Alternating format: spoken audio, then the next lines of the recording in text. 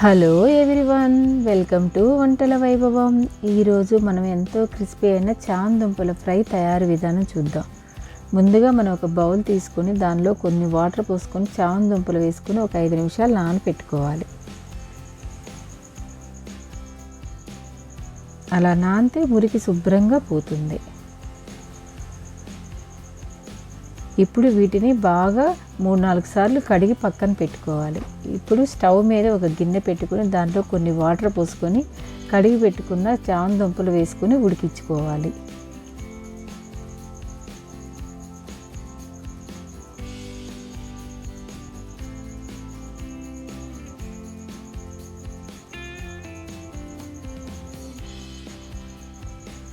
ఇవి ఉడుకుతున్నప్పుడు ఒక table spoon అంతా సాల్ట్ వేసుకోవాలి. అంటే మీరు వేసుకునే చామదుంపలను బట్టి క్వాంటిటీ సాల్ట్ వేసుకోండి.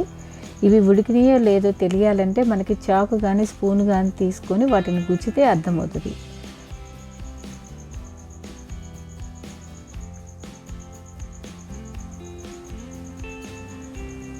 వాటికి దిగబడినాయి అంటే అవి ఉడికినట్టే. అప్పుడు మనం స్టవ్ ఆపుకోవాలి.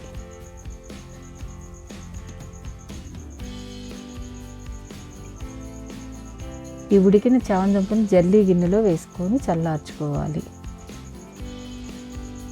ఇవి చల్లారిన తర్వాత దానిపైన ఉండే స్కిన్ ఒలుసుకోవాలి.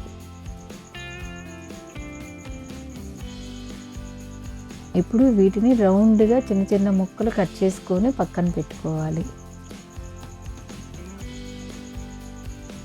ఇప్పుడు మనం ఒక మిక్సీ జార్ తీసుకొని దానిలో ఎండు కొబ్బరి ముక్కలు కానీ లేదా మీ దగ్గర తురుము ఉంటే ఒక 3 స్పూన్లు తురుము వేసుకోవాలి. దానిలో 1 స్పూన్ జీలకర్ర, 1 టేబుల్ స్పూన్ మిర్చి పౌడర్, 10 వెల్లుల్లి రెబ్బలు,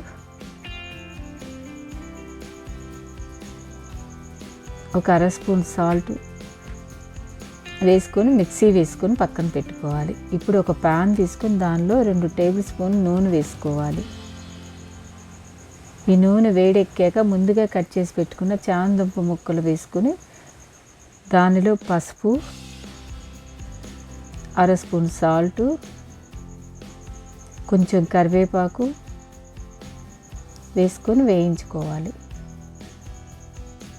ఇవి మధ్య మధ్యలో కలపెట్టుకుంటూ ఉండాలి.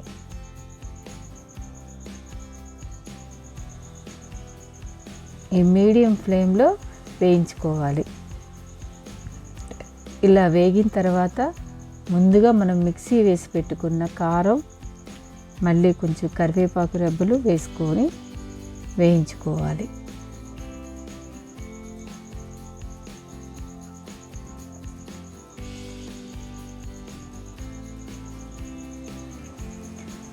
ఈ కారం వేగాక 1 స్పూన్ బియ్యం పిండి వేసుకొని మళ్ళీ 1 నిమిషం వేయించుకోవాలి.